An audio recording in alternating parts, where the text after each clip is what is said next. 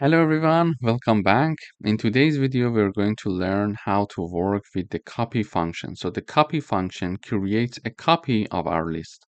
So we would like to write a program to create a copy of our list. So our list is called fruits. It has three elements: apple, banana, and cherry. And then we are going to have a new list called new list.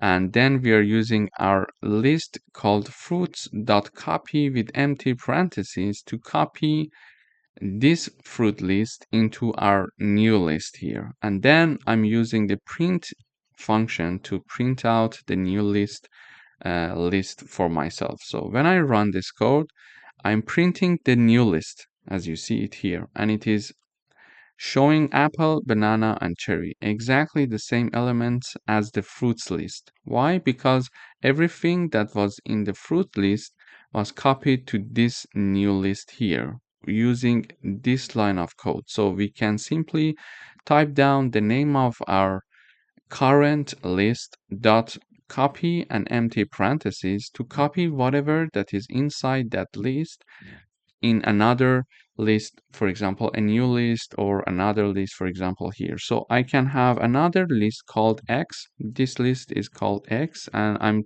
typing down fruits.copy here.